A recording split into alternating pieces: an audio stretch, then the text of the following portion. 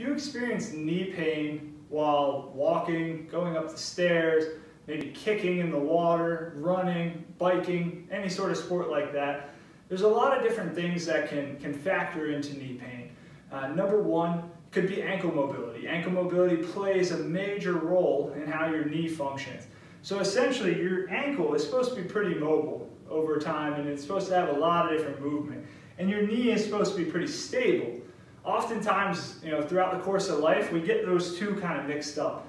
The ankle gets really, really tight, and then the knee gets really, really mobile. And so we want to get that back into correct sequence. But before we even get to that, I'm actually going to change path a little bit here and talk about your feet. Your feet also play a major role in how this knee operates. So one thing I like to do is work on arch formation. So a lot of times, you can see it, I'm starting to just create this little bit of arch, and a lot of times what we do is we really press into that arch a little bit too much. What happened when I press into that arch? If I really tried to flatten that against the ground, you can see my knee dives in.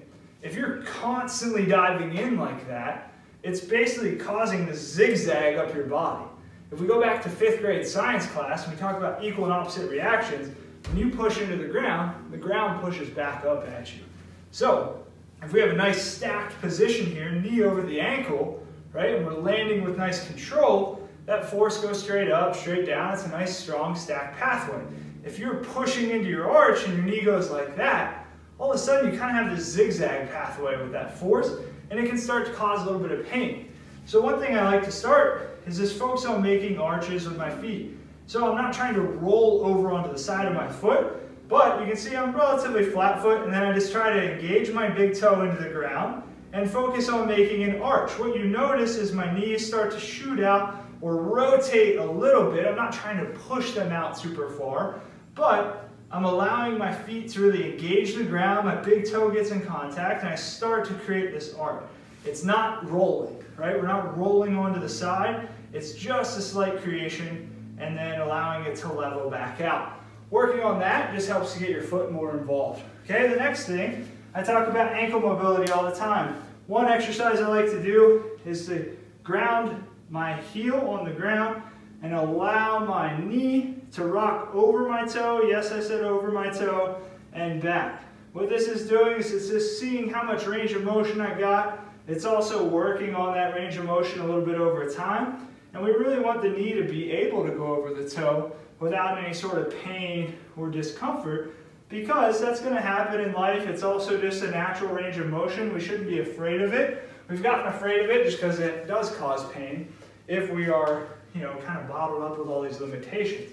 After working on ankle range of motion, the next thing you can do is take a band.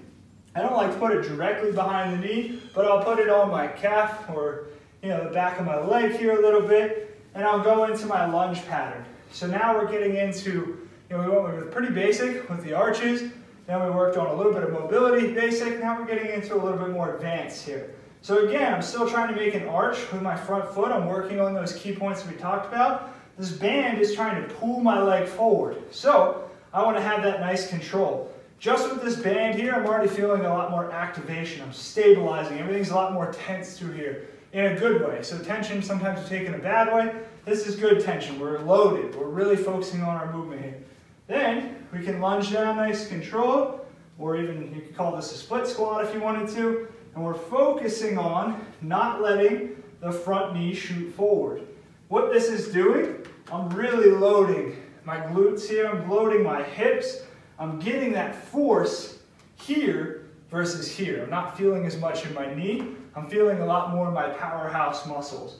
What this is helping you do is just get loading into the proper sequence.